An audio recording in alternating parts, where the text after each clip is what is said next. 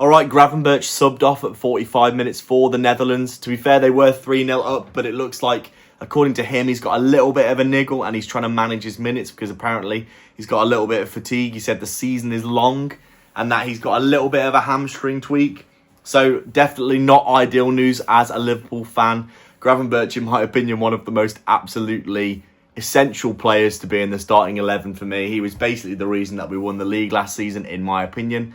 That midfield of McAllister, Gravenberch and Szoboszlai last season was just absolute chef's kiss. Unbelievable balance, really, really good running. Szoboszlai in that 10 position, just running onto the back four and just hunting people down like an absolute dog, like a rabid dog. He was insane sometimes. He was much better in that Chelsea game when he was in the 10, by the way, in my opinion. He was really good at chasing people down, wasn't he?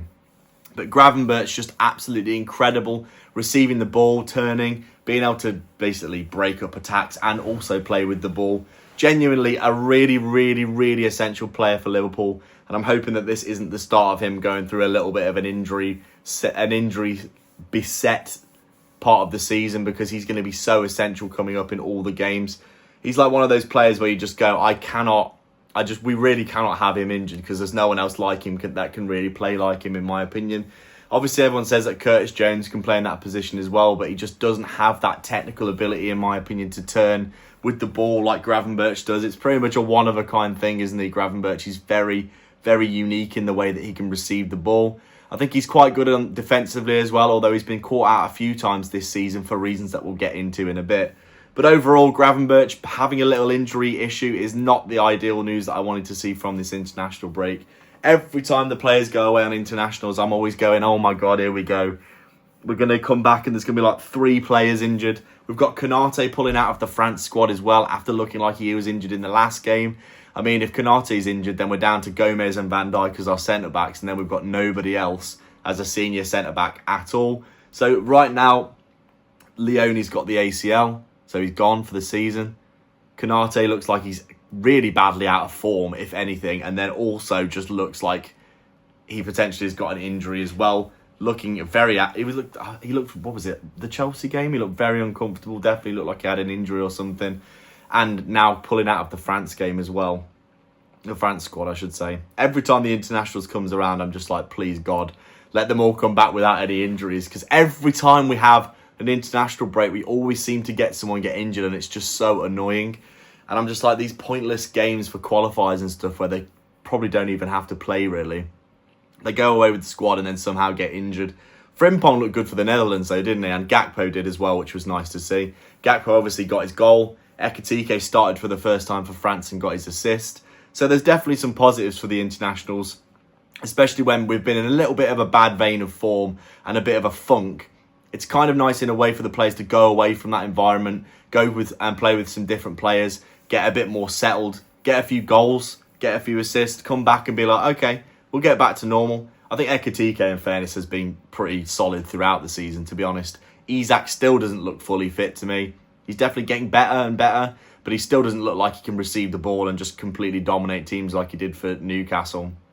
But right now, just like I said in the previous video, the injury situation, I'm desperate for Liverpool not to pick up too many injuries at the start of the season, because I really want us to do what we did last season, where was keep everyone pretty fit, not get any key injuries for a large parts of the season, and really just basically try and knuckle down and keep our squad as fit as possible for as long as possible. Because honestly, last season, Slot coming in, all the players really, really settled, knowing how to play with each other. Very minimal injuries compared to what happened with Klopp. I think Klopp got a lot of injuries all the time. And I think one of the main reasons that they brought Slot in was because he had a really good medical team and he really minimised the amount of injuries that people were getting. I always remember under Klopp, I was so frustrated with the amount of key injuries that we always used to get time and time again.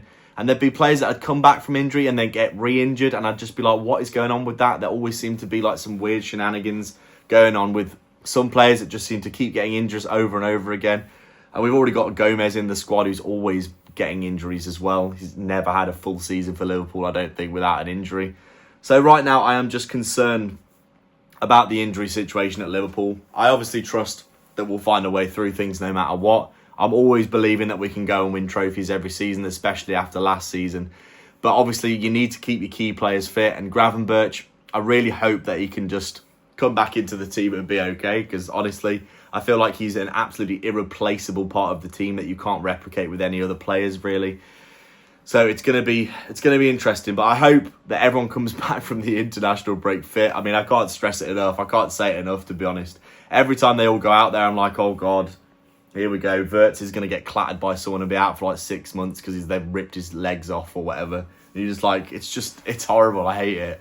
I'm always like half watching some of the international games going like, oh no, here comes that tackle that's going to snap Gakpo in half for 10 years. But yeah, it's definitely not ideal. We've got a few players already looking like they're potentially carrying injuries. McAllister still doesn't look fit. Isak's coming back from being injured over the summer, obviously no pre-season, etc. Still getting back to the full levels that we expect from them. A few other players just out of sorts in general. Kirkes just looks like he needs to settle. Bradley looks like he's still got some niggling issues as well.